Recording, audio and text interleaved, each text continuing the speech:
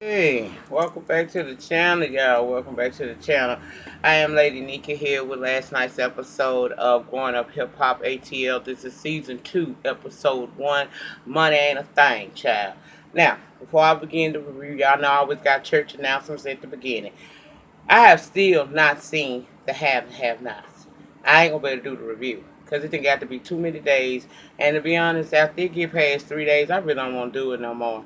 But as a bonus, I am going to try to watch Married to Medicine tonight to try to make up for not giving you a have and have not season premiere. Season mid season premiere review. I will pick it up on next Tuesday and we'll keep it going from there. But I ain't gonna be able to do it, child. I ain't gonna be able to do it. So tonight I will drop Growing Up Hip Hop ATL, Black Ink Crew, and I did watch If Loving You Is Wrong. So I'll be talking about all three of them. And also, if you have not already checked out the channel, I have uploaded Fuck Shit Friday already, parts 1 and part 2. Please watch both parts because I really speak on some very serious subjects, and it may be a bit controversial in the way that I delivered what I had to say, but I will not apologize for what I said. I mean it. As a matter of fact, I double down on the shit if I have to, but I ain't gonna I make no apologies for how I feel. And as always, I ask that if you do go over there and watch and you do not agree with my commentary or something that is said in the comment section, please respectfully disagree. But don't argue or harass anybody in the comments, please. Now, let's get on to this bullshit here. Y'all know I had to love y'all because y'all know I am not here for this shit. But we're going to talk about Resume, Toyota, and everything else that happened in between down here on this show last night. Now, we open back up with Bow Wow back in the A. So he say no Photoshop, no Bow Wow challenge. That scene at the end of last season, the fight in the studio that, with the guys or whatever, apparently that done been taken care of. He said it's all good, we gonna leave it where it said, okay? So now he's focused on his music, and he focused on his music and his daughter. Now, he and the Brat was asked by Jermaine Dupri apparently to go on a So-So Death tour, and he says that it went left. Nobody got paid, and it's caused a conflict between him and JD. He don't know if he can trust him at this point because he wants his money. Okay. Now, Deb got her radio station, B100. She says she's been working on it for quite some time to get it, and now she has it, and it's owned by her and her son, Walker Flocka. She interviewing the Brat on this particular scene, and she's talking about the tour, and she said it was crazy fun. That's what the Brat says about it. Then she's asked about the altercation between Bow Wow and JD, and she said that Bow Wow is kind of high-headed, and she felt like, he get in his feelings sometime, and he should have not taken to social media to air his grievances out with JD. He should have kept it in-house because, after all, they are family, okay? Now, Brad say that, in her opinion, Bow Wow gets in his own way. She wouldn't have done it that way, going to social media with her problems.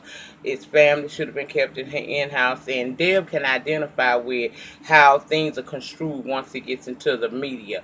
How people in the media, us down there on social media, be trying to know them better than they know themselves. So they both agree that it's time for Bow Wow, however, at his age, to grow up. He not the cute little 11-year-old who was misunderstood and sometimes acted out because of it. He's a grown man now, and his decisions need to reflect those of a grown man. And I said, yes, God. Then we could meet up with Toyota. She pregnant, child. She pregnant.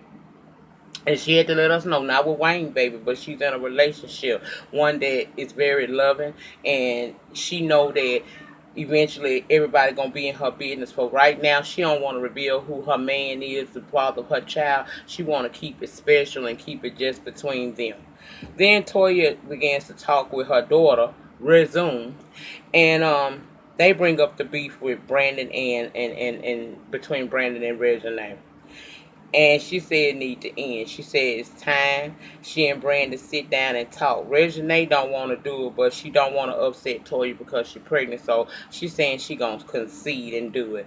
Toya wants resolve because family trying to get involved, and that could lead to some drama that they don't. None of them seem to really want to have with nobody.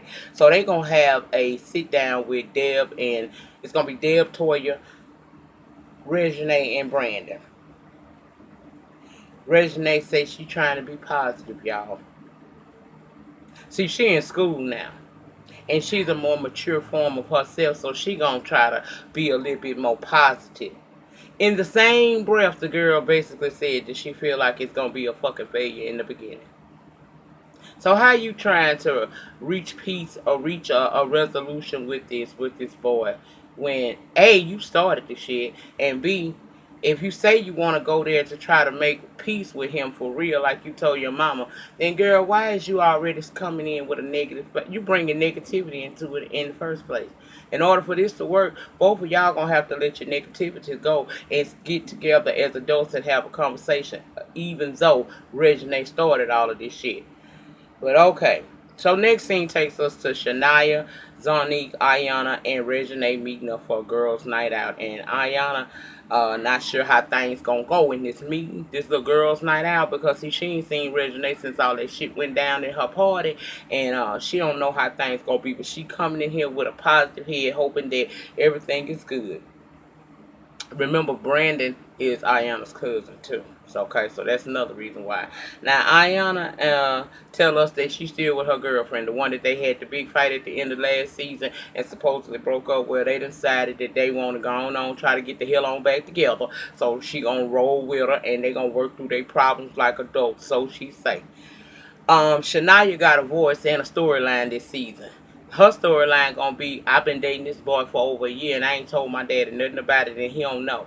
My daddy don't check for that kind of stuff because he don't really play that. So I'm dating him, but I'm thinking about finally coming to my father and introducing him to this new man that's in my life. And everybody's surprised. Reginae say her daddy would kill her. You want to first call your daddy for him. Let me stop. Let me stop. That ain't got nothing to do with it. Reginae decides to tell them that Toya wants her and Brandon to sit down with Miss Deb and try to talk out their differences. And of course, Ayana ain't here for the shit at all. She like, man, every time they try this shit, it don't work. It went left last time because we thought we could sit down and have this conversation. I don't want it. And like I said, she's sitting there saying she a changed person and she ain't holding no negative things, but she and saying that social media blew the shit up the way it was. She's saying all that, but then say that she don't feel like it's a good idea. Says that she know things gonna go left between her and Brandon. Then why even sit there and have a conversation if things gonna go left? Child.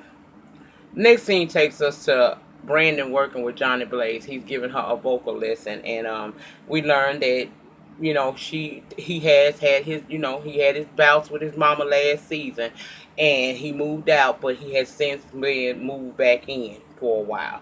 He working with his mother's client Johnny, and she's according to him is one of the most talented artists that he done worked with in a while, and because of that, he planned on throwing her a listening party. And we see him working with her, and she get a little frustrated because she ain't hitting notes the way she want to, and she's kind of down about it. She feeling hopeless because she want this to be true for her so bad. And he tells her that she has all the tools that she needs to be able to do it. She got the talent. Just take your time, work through whatever kinks you got to work through, and you're going to be successful at doing this. He was very encouraging to her, and I was convinced that she going to do well and be successful. Johnny Blaze is a talent. Like he said, most of Johnny Blaze's problems don't be her personally, just her out here wilding. She be wilding because of people, her social media presence. And he told us that Bow Wow is even been attached to Johnny Blaze before, but said it ain't none of his business. He just convinced she gonna do well and be successful. And I hope that she is, because she is a talented girl. She can sing her little face off. Girl, just prove to them. Cardi B showed them you come from the strip club and be a success. You can do it too, girl. Cardi B doing it on that hip hop thing. I need you to have them R&B charts up the same way. I'm here for you, girl. I don't like some of the shit you done did, but I don't deny a bitch talent when she got it. And girl, you got it. You can sing your face off. Now, Bow Wow in the studio, uh, with this Atlanta artist by the name of Pimpin', somebody that JD invited, introduced him to. Well, him and Pimpin been making hits, new hits, honey, fresh hits. That's what he say.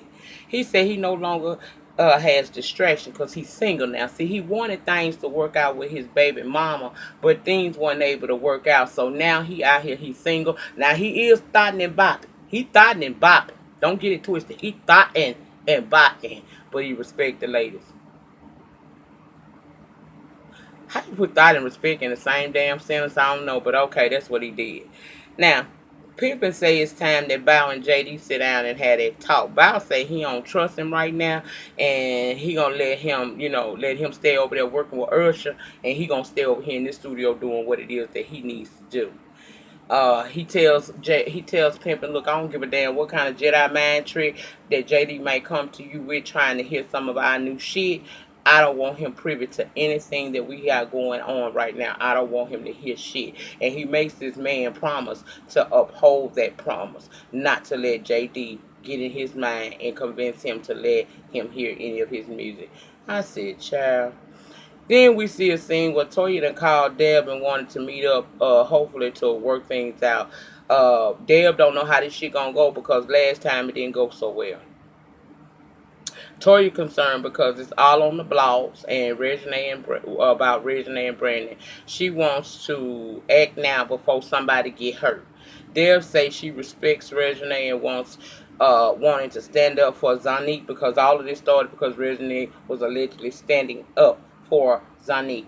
But what her thing is, Reginae has to learn that it's a protocol and it's a thing called respect. In order to get respect, you have to give respect. Now, this is Brandon. What if this had been anyone else who would have wanted to stomp a mud hole and walk and dry in her ass for how she came at them? That's still a concern. Toya needs to deal with that. She said because it's Brandon this time, it could be somebody else the next time. And she ain't with trying to jump in to, no beefs or nothing like that with nobody over something that can be resolved. Toya ain't feeling that shit. Toya say she the type of mother that if some shit hop off and she feel like her daughter in the right, she will jump in it. And I said, bitch. Well, what if you feel like that? Then that means you stand for your daughter. Why the fuck is you even having this meeting with this woman in the first place? What we talking about? And Deb had to be the adult in the situation to tell Toya, look, I'm gonna let this go because I don't need no problems. You know what I'm saying? We don't need this to blow up. Wayne ain't probably feeling how this shit went down, and that's on Reginae's side. Don't think that Walker's sitting back like a pussy punk or a failure, okay with this situation. One word from him, and she could get popped off on our end too. We ain't no punk, pussies, or failures. And I would tend to believe her because New Orleans ain't the only one got goons. Remember, Deb is from New York City. She resides now in Atlanta. And she had to get Toya to understand, look, girl, this ain't no fight between me and you. We need to get them at a point where they will put down their defenses and talk to each other like adults before this turns into a situation that we really don't want it to be. So what I'm asking you to do is work with me. You called me down here to the restaurant to have this conversation. Can we have this conversation and agree that we need to get together, the four of us, and try to bring resolve before this shit become a situation that's out of control and somebody get hurt? And we don't know that it's gonna be Toya and her people, or it could be Brandon and his people. But ain't nobody scared here. And Toya realized that she needed to listen to Deb, and they gonna sit down and have that meeting. I was like, shit, for what? Man, fuck her. Zani go to talk to Tiny. She want to do more than just, she want to do more shows. She ain't been being booked for no shows. Remember last season she fired Tiny as her manager, and her mama basically want to know why your management ain't booking you for no shows. I said, Tiny told her that she needs to promote herself then. Zanique wants to tour. So Tiny say, girl, well, I tell you what, I'm about to go out back on the road with my girls, escape. You can come with us. And Zonique is sitting there acting like she don't know if that's a good idea. Now, we already know that the Great Escape Tour has come and gone. It was a great run, but this bitch was there. But on this show, she's acting like she concerned about, one, she wanted to try to get away from her mama and show her independence. And she also worried about whether or not Escape's crowd is gonna have any of her fans in there that can identify with her music. And tiny thing is, she has no idea the opportunity that this is for her and the stage that we are presenting her to be on. And I was like, girl, please let your next move be your best move. And apparently it would, cause she went. Anyway, but on the show, she telling Tiny, oh, I done got high, honey. That heat up high. It's on hell. But she telling Tiny that she gonna think about it and get back to her. So don't go tell the girls about it just yet. I said, girl, whatever. Then the Brat go to see Bow Wow. He in the studio. She asked if he enjoyed the tour, and he said the performances, yes, but the business side of it, no. JD didn't pay him. She says she understands how he feels, but they family and it should have stayed in house. He should have never took that shit to social media. She asked to listen to some of his music, and he flat out told her no. He ain't taking a chance on shit leaking or none of that other shit. So he doubling down on the fact he ain't finna let her listen to no music. In fact, he actually thinking about completing the project without JD, and she like, boy, what? Why you constantly trying to put yourself in lanes you ain't supposed to be in? It's like you trying to put yourself in a Diddy lane, a JD lane, a Usher lane, and that's not your lane. And why are you biting the hand that feeds you? How are you going to just take over the project and X Jermaine completely out of it? Have you lost your mind? She asked him how many beats he got. She said he got about 100 beats. She said, and no one heard none of them. That's unlike him. She confused as to what's going on with this new Bow Wow. She not feeling that shit, and she's upset that he's talking about being disrespectful to JD and completing a project without him. So she tell him, look, since you on that fool of fuck shit, I see you on fuckboy mode. So I'm gonna go ahead on and I'm gonna leave you. I'm gonna leave you here. But I promise you, you're gonna regret what you're trying to do, cause it ain't right, and you're gonna have to learn how to respect the pedigree around this piece. That's what you're gonna have to do. Don't call me when you want me to listen to it, cause I'm gonna be unavailable. And with that, fuck you. And she left. Bow Wow tripping. Now, Deb is back down to the radio station. She done called Brandon down there. And she told him what they finna do is they finna meet up with Toya. And they gonna meet up with Reginae. He like, what the fuck for? She said that she ain't giving him no choice and no matter. And they gonna go and they gonna resolve this shit once and for all, because it's been going on too long and she's tired of it. He said that he gonna go, but he not trying to be cool with Reginae. He's done. I don't blame him, because Reginae coming into this situation with some negativity on her mind anyway. So the likelihood that some resolve will come is very slim when you're dealing with a girl like this here, who is very spoiled and very entitled, all because she's able to call her daddy. Now Toya and Reginae is headed out to the meeting with Brandon and Deb, and she telling Reginae that she and Brandon need to dead this situation right now, and she and stop holding on to the past. Whatever went on between the two of y'all, let it go. She's saying okay. Deb is at the restaurant with Brandon, and they sitting in the dining area waiting, and Deb want the mess to end with the situation too, because like she said, Wayne not feeling how it was going down, and Walker ain't feeling it either, so it has to end. And we see them finally arriving, and it's a showdown of the stairs with each other. Reginae looking like, yeah, bitch, whatever. He looking like, ho, I don't want to be bothered, but that's where it cut off at. So, we gonna find out what the hell going on with them people there, child. I guess they gonna maybe this season they'll let this storyline go, because it's real dead to me. It's played out and we need to be moving on to something else. So we gonna see, child. But that was all on the premiere episode for season 2 of Growing Up Hip Hop ATL. Remember, the depth of your struggle will determine the height of your success. In the meantime, in between time, please remember to rate, comment, subscribe, and share this video wherever it is you share videos. And I will see you back for Black Ink Crew. Peace.